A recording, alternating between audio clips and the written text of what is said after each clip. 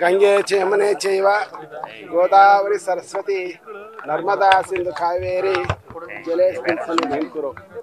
ಪ್ರಪ್ರಥಮವಾಗಿ ಈ ಕ್ಷೇತ್ರದ ಅಧಿದೇವತೆಯಾದ ಅಗಸ್ತ್ಯೇಶ್ವರ ಸ್ವಾಮಿ, ಗುಂಜಾ ನರಸಿಂಹ ಸ್ವಾಮಿ, ಹಾಗೆ ಅರ್ಧನಾರೀಶ್ವರ, ಅನ್ನದಾನೇಶ್ವರ, ಭಿಕ್ಷೇಶ್ವರ ಸ್ವಾಮಿಗಳಿಗೆ ನಮಿಸುತ್ತಾ, ಜೀವನದಿಯಾದ ಕಾವೇರಿ, ಕಪಿಲಾ ನದಿ ಹಾಗೆ ಸ್ಫಟಿಕ ಈ ಸಂಗಮದಲ್ಲಿ, ತ್ರಿವೇಣಿಗಳ ಸಂಗಮದಲ್ಲಿ ಕುಂಭಾಭಿಷೇಕ ಒಂದು ವಿಶೇಷವಾಗಿ 13ನೇ ಕುಂಭಮೇಳ ಜರೂರಾಗಿದೆ.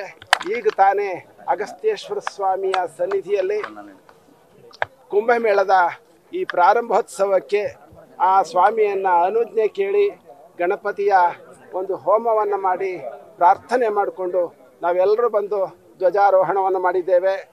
ಇಂದಿನಿಂದ ಇವತ್ತು ತ್ರಯೋದಶಿ, ಮಾಘ ಶುದ್ಧ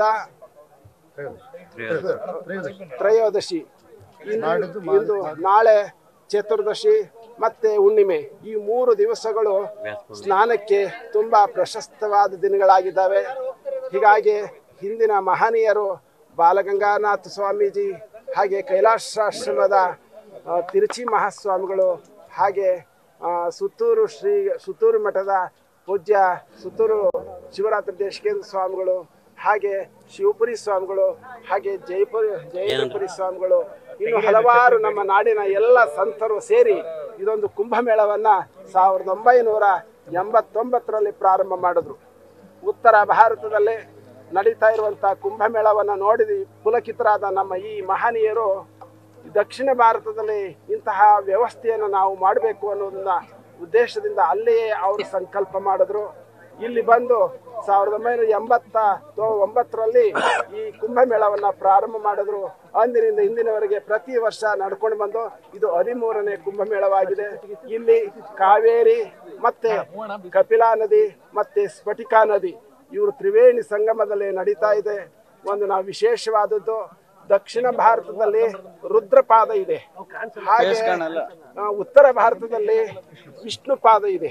ವಿಶೇಷವಾದದ್ದು, ಆಗಲೇ ನಮ್ಮ ಪೂರ್ವಿಕರು ಋಷಿಗಳು ಅದನ್ನು ಸಂಕಲ್ಪ ಮಾಡಿ ಇಂತಹ ಒಳ್ಳೆ ಪವಿತ್ರವಾದ ಪುಣ್ಯ ಕ್ಷೇತ್ರವನ್ನು ನಮಗೆ ಕೊಟ್ಟಿದ್ದಾರೆ.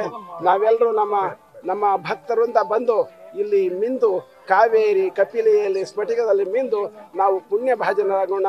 ಎಲ್ಲರೂ ಬನ್ನಿ. ಇದಕ್ಕೆ ಎಲ್ಲ ಜಿಲ್ಲಾ ಆಡಳಿತ ವರ್ಗ ತುಂಬ ಚೆನ್ನಾಗಿ ವ್ಯವಸ್ಥೆಯನ್ನು ಮಾಡಿದೆ.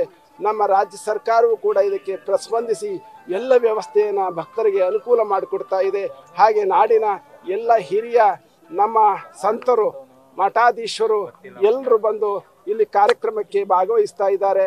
ಇದು ಮುಗಿತಿದ್ದಾಗೆ ನಾಳೆ ಸಂಜೆ ಕಾಶಿಯಲ್ಲಿ ನಡೆಯುವಂಥ ಗಂಗಾರತಿಯನ್ನು ಕೂಡ ಏರ್ಪಾಡು ಮಾಡಲಾಗಿದೆ. ಹಾಗೆ ಅದು 12ನೇ ತಾರೀಕು ಬೆಳಿಗ್ಗೆ ಅಮೃತ ಮಹೋತ್ಸವ. ಆ ಸಮಯದಲ್ಲಿ ಪುಣ್ಯ ಸ್ನಾನ ಮಾಡಿದ್ರೆ ವಿಶೇಷತೆ ಅನ್ನೋದನ್ನ ಆ ಸಮಯವನ್ನು ಗುರುತಿಸಿದ್ದಾರೆ. ನಾಡಿನ ಎಲ್ಲ ಭಕ್ತರು ಬಂದು ಮಿಂದು ನಾವು ಪುಣ್ಯವನ್ನ ಭಾಜನರಾಗೋಣ. ಎಲ್ಲರೂ ಆಗಮಿಸಬೇಕಾಗಿ ನಿಮ್ಮನ್ನು ಕೋರ್ಕೊಳ್ತೇನೆ.